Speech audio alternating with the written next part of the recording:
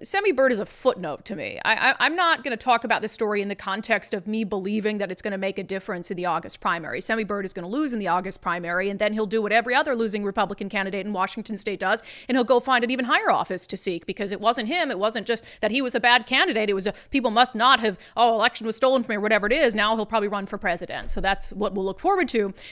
Here's the thing, though. Jason Rantz, our friend over at KTTH, whose journalistic integrity is impeccable. Now, Jason is a commentator. Of course, he gives his opinion. He's a conservative commentator. But if you read what he does, if you listen to what he does, his journalistic sensibilities are impeccable. The man does not get things wrong, and he puts a lot of effort and a lot of energy, more so than probably any other host, talking head in the market, into making sure that what he's doing has been vetted to the fullest extent possible. So Jason Rantz dropped quite the blockbuster investigation. It was several thousand words. It was clear that they'd spent a lot of time looking into this on gubernatorial candidate Semi Bird. Rantz exclusive: Semi Bird reprimanded for fraud against the U.S. Army after stolen valor claims. Now, I encourage you to go read the article for yourself. As I said, it's very, very long. Jason did a good job with it. I mean, they even hired outside experts to sort of help them investigate some of the military aspects of this that he might not have fully understood on his own. But it's clear that Jason Rantz got his hands on some documents, and this tells the whole story to me. Here's the deal. Semi Bird defrauded the U.S. Army. He admitted to it. He admitted to it in a 2009 letter. There's no way around that. I'm not here to debate you on whether he committed stolen valor and defrauded the U.S. Army, because he admitted to it. So that's not a debate I'm open to having. Now, Jason's article goes into a lot of different things. In fact, 2 Army Green Berets, who I have a tremendous amount of respect for what they do for this country, 2 Army Green Berets came out and spoke to Jason Rantz, basically saying that Semi Bird is a fraud. That in Operation Iraqi Freedom, in order to get some of the big meritorious awards that he brags about on the campaign trail, he lied about what he did on the field of battle. Not only did he lie, according to them, about what he did on the field of battle, he took credit for things other soldiers did on the field of battle in order to get these awards that he now brags about in order to run a political campaign. And look, you can have disagreements. You can come up with all the reasons in your mind why 2 Green Berets might want to lie about Semi Bird or have some sort of vendetta against Semi Bird. That's fine. But what you can't argue with, as I said, is the fact that Semi Bird would wear around medals that he had not earned, and that he committed, by his own admission, stolen valor in the truest sense of the word. Jason Rantz has all the documents to prove it. And one of the documents is from the 11th of December, 2009. It's from a Brigadier General, Department of Defense. It goes to Semi Bird. I'll read just a portion of it. Again, the whole thing is linked in Jason's article. And this is a reprimand. It says, you are hereby reprimanded for your following actions, specifically that you wore awards and badges that you had not earned, that you noted those awards in official military records, that you signed 3 non-commissioned officer evaluation reports for rating periods in which you were not assigned to the unit, that you signed and certified as accurate a DA form which you knew to contain false and inaccurate information, that you made false official statements, and that you submitted a warrant officer application with false and inaccurate information with the intent to deceive. Your actions represent a serious departure from the high standards of integrity and professionalism expected of a Special Forces soldier in this command. Your conduct in this matter causes me to seriously consider your suitability for continued service as a soldier in the United States Army. Those aren't my words. Those aren't Jason Rantz's words. Those aren't some political enemy's words. Those are the words of a brigadier general in the Army to a soldier in his command, saying that his actions were so severe, that his efforts to deceive, to advance his own career were so severe, that it led him to question whether he should even be in the military anymore. And per that letter, Semi Bird was expected to respond within 7 days. Jason Rantz also got his hands on the letter that Semi Bird, signed, sealed, delivered, sent back to the U.S. Department of Defense. In that letter, in no uncertain terms, he admits that his actions were nothing short of fraudulent. He says, I have received and read the general officer's memorandum of reprimand and fully understand the gravity and seriousness of what has transpired. I first and foremost accept full responsibility for my actions. There are no excuses for my actions, and this memorandum is not intended to make any. The intent of this memorandum is to acknowledge the fact that I submitted false and inaccurate information in my warrant officer packet to include false NCOERs in order to compensate for unrated time and meet the requirements for the program. My actions constitute nothing less than a fraud against the United States Army, plain and simple. As a senior NCO, I know that doing the right thing is not an option when it suits me, but an obligation as defined by the NCO Creed I swore to support and live by. My actions took advantage of the senior NCOs and officers in my chain of command by requesting their support and then betraying their trust. My chain of command entrusted me as a senior NCO to take charge of my career in preparing my packet in accordance with regulation and the professional standards of the NCO Corps, which I failed to do. Semi Bird went on to write, again in his own words, his own admissions, I have served for over 17 years in the armed forces. After a 15-year break in service, I volunteered to serve in the Army National Guard in 2001. I have never regretted my decision to put the uniform back on and serve the country that I love, even though my service has kept me away from my family for long periods of time. It sickens me to think that the poor choices I recently made may have overshadowed the previous years of honorable service, and most importantly, may have discredited the uniform I have proudly worn. That's stolen valor. It is stolen valor by his own admission. Are we in a place where we tolerate stolen valor because we happen to support a political candidate? Again, this isn't open for debate.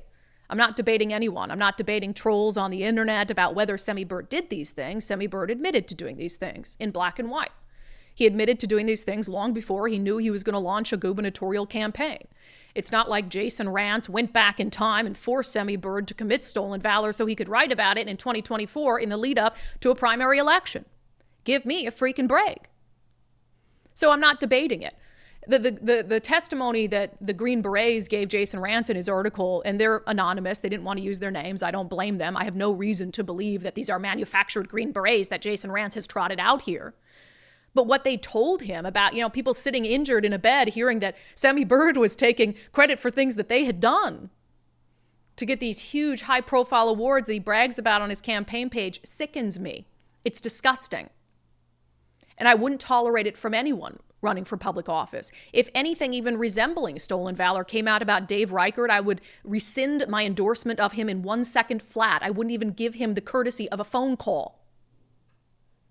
And the last time we had an incident of stolen valor in this state was State Representative Clyde Shavers, a Democrat.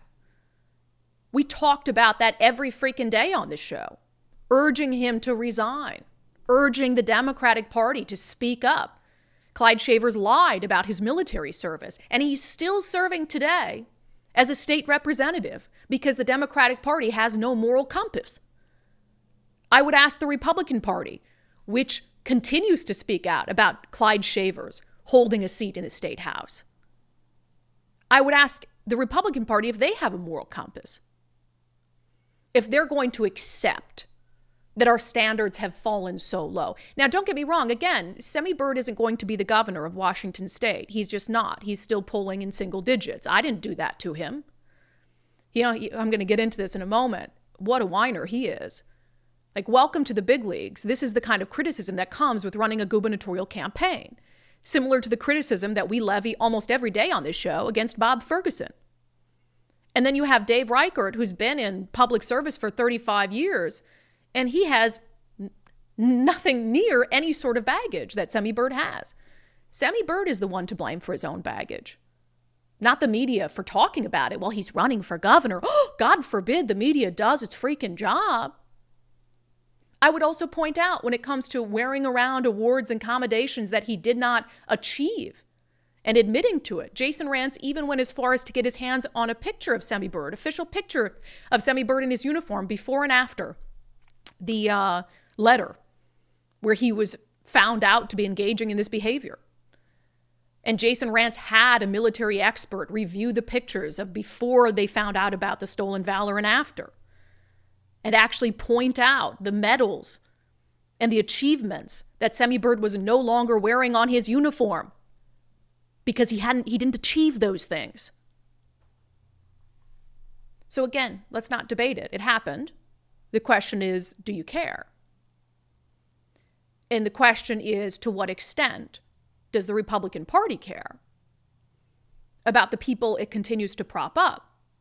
This has nothing to do with who I think will win. It has everything to do with right and wrong.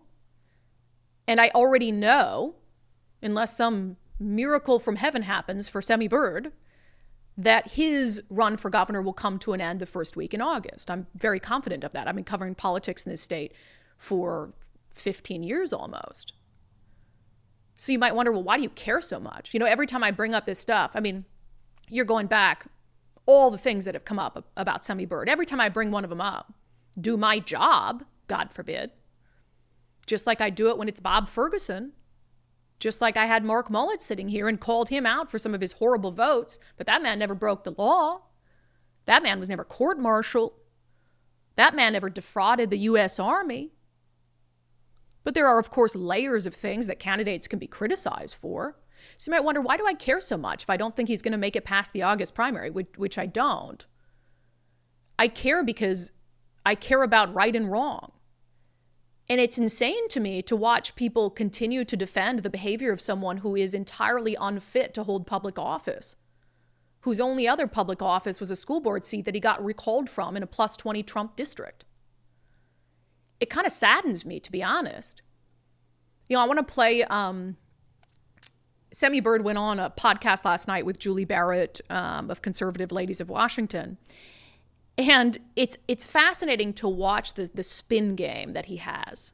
True con man. I feel that now more than ever before. True con man. A grifter in the highest form. A liar. A cheater. Who has had at multiple points in the past 40 years examples of how he broke the rules, broke the law to benefit himself. But here's what Semi Bird had to say last night about these revelations in a letter he himself wrote. Now they're taking a reprimand that happened, a reprimand, not judicial punishment in any way whatsoever, but an administrative action that was located in a restricted file, but yet it was out there. Jason Rantz has that document. And he called me on a Memorial Day weekend on a Friday and loads that on me and then proceeds to start talking about stolen valor and says, what if I was to tell you that someone says, you didn't do what you say you did, someone else did? And I'm like, I was there. No one did a FOIA request. So that document was not brought forward legally. Someone accessed the system illegally and released the document illegally. So how Jason Rantz got it, someone should ask him. Because it wasn't done legally, according to the Judge Advocate General. And that'll come out. How great is that? Not answering to what's in the document that he wrote, but he wants to twist things and put it on Jason. How did he get it? How did he get more concerned with how did he get the document that shows that I committed stolen valor, that I did something that in any normal political environment, voters would absolutely reject. I'm not going to comment on that. Deflection, master of deflection, whining, victimhood, leftist behavior, fitting for someone who used to teach DEI courses for money. So now it's about Jason Rantz. We're going to look into how Jason Rantz got the document. How dare Jason Rantz be such a good journalist that he was able to secure a document without going through a FOIA request that had information, pertinent information for voters in an important election. I'd also note, we weren't immune from his unhinged victimhood last night. Jason Rantz is supposedly a conservative, but he uses his show, Brandi, Kruse, all of them. I got in the way of Dave Reichert, and so now they will ruin my life. First of all, you're not getting in the way of Dave Reichert. You're not polling in double digits. You're not getting in the way of anyone. You exist in the race because you have every right to run, but what you have is a circle jerk of supporters who have convinced themselves, similar to Lauren Culp, that you have more support than you have when you've raised virtually no money. So you're not getting in Dave Reichert's way. Not at all. But, Cole, can you play that cut for me one more time? Jason Rantz is supposedly a conservative, but he uses his show, Brandi, Kruse, all of them. I got in the way of Dave Reichert, and so now they will ruin my life. You ruined your own life. You ruined your own life when you lied about being court-martialed and said it was your cousin with the same name. You ruined your own life when you defrauded a bank by using your father's information. You ruined your own life when you failed to return a uniform and a gun that had been issued to you by a law enforcement agency. You ruined your own life when you admittedly defrauded the U.S. military in an act of stolen valor. The media pointing out things that candidates have done while they're running for public office has been going on as long as the media's been in existence. But Semi Bird is a master of spin. Master of it. I mean, I don't think he's a master. I think it's actually kind of hilarious, the amount of spin he's willing to achieve that people will continue to buy into. Walter Cronkite could rise from his grave today and personally do an expose on Semi Bird, and he would suggest Walter Cronkite isn't a reliable journalist. And for Semi Bird, and this is why it's personal today, to try to turn people against me. Semi, I've been doing this in this market for 15 years. And I have done this job with integrity. I have done this job fairly. And that's why people respect me. You're not going to come on the scene and in a year try to poison that. You can't. You can't accomplish it.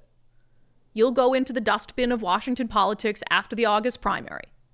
And we'll continue to do this show, just as we have been. And I'll continue to do this reporting just as I have been for 15 years. So will Jason Rantz. So will Lori Hoffman. You notice every time something comes out about Semi Bird that is factually true and undeniable, he plays the victim. If it's Ari Hoffman who does it, Ari Hoffman's in the pocket of the establishment. If it's Jason Rantz who does it, Jason Rantz is in the pocket of the establishment. He's a Democrat. He's a wolf in sheep's clothing. I do it, Brandi Kruse is socialist. She can't be trusted. She's trying to ruin my life. At some point, Semi, it's just you. At some point, it's just you. And I'll say that even before Dave Reichert entered the race, I didn't support your campaign. I might not have said so publicly, but I wouldn't have supported it for a second. You know why? Because I've had your number from the second that you lied about being court-martialed. From the second you said, that's my cousin by the same name. I had your number then, and I had your number when I listened to 911 calls of you berating dispatchers, of you throwing your wealth in the face of dispatchers. I've known who you were from day one. And I'm not playing games with you anymore. I wouldn't have supported you even if Dave Reichert hadn't gotten into the race. And in fact, if a miracle happens and you get through the August primary, I'm half tempted to run a write-in campaign because you can't win and you don't deserve to be the governor of Washington State. No one who commits an act of stolen valor deserves to set foot in elected office. No different from Clyde Shavers. And your nameless, faceless trolls on social media, they can levy accusations against me. There were quite a few of them last night. Like I'm funded by a shadowy, shady wing, dark money from the Reichert campaign. I hate to break it to you. I'm supporting the Dave Reichert campaign for free. My support of him comes for free at absolutely no cost in the world. But here's the real thing. And again, it's not about Semi Bird. It's not about, I'm not going to debate you on whether he's done these things. This is a pattern of behavior. You ask yourself. I've been in the public spotlight for 20 years. I think of my friends who've been in the public spotlight for longer, and they have no baggage at all. Do you have anybody watching and listening? Ask yourself how much baggage you'd have if you ran for elected office. And then compare it to the amount of baggage Semi Bird has. At one point, it's not people being unfair to him. It's not people lying about him. At some point, you have to look at the man and say, hey, you're not who you say you are. You're not who you say you are. You might be able to get on stage and wax poetic about the Constitution. Good for you. I can memorize a book as well. But you're not the man that you pretend to be. I have your number, and even though I said a month ago I'll support a sock puppet over Bob Ferguson, I will not lift a finger for you, Semi Bird. If if you happen to make it past the primary election, because stolen valor is where I draw the line. And attacking my friends, Ari Hoffman, Jason Rantz, who have done more for the movement of conservatism than you've ever done or will ever do. I'm not willing to, and I don't know how anybody would be willing to, sacrifice the voices and the influence of people like Ari, people like Jason, who have done so much for this state. For, again, a guy whose only accomplishment is being recalled from a school board in a plus 20 Trump district. And stealing the actions of other heroes and holding them up as his own. Give me a freaking break. The reason I care about this so much is I'm curious what Jim Walsh is going to say. Look, people are always like, why aren't you a Republican, Brandi? Stuff like this. The party system is just so corrupt to me. I don't care who I alienate. Like, the people who watch our show and listen to our show, they know that I don't care what party it is. I don't care what party it is. And I know you guys aren't always going to agree with me and agree with everything I say. But that's the point of this show, is giving you an opportunity to think independently and to think critically outside of party structure, and to realize that neither party is good for the country. The Republican Party, to me, is a means to an end in this state. And I know I'll never be invited back to another Republican event. That's fine. The Republican Party is a means to an end for what ails our state. And what ails our state is one-party rule, plain and simple. The Republican Party is the only other option. And so that's why I'm supporting their candidates right now, most of their candidates. But then we emailed Jim Walsh last night, who I have a lot of respect for Jim Walsh. He's a very brilliant man. I'll say on the Semi-Bird front and some of these things, it's disappointing to me. Nicole reached out to him and asked if he had any comment on Semi-Bird being reprimanded for fraud and the claims of stolen valor. Jim Walsh responded, these are serious allegations. I think it's appropriate to give Mr. Bird a reasonable amount of time to respond. Nicole asks, what's a reasonable amount of time? Jim said at least a day or two. It's reasonable to give Bird enough time to review the documents, clarify his own recollections, and perhaps produce his own records related to what happened. He doesn't have to review the documents. He knows exactly what he did. He wrote the document. He wrote the document, Jim. Again, we're not debating whether it happened. He admitted to it. Long before he was ever gonna run for anything, he admitted to it. So it happened.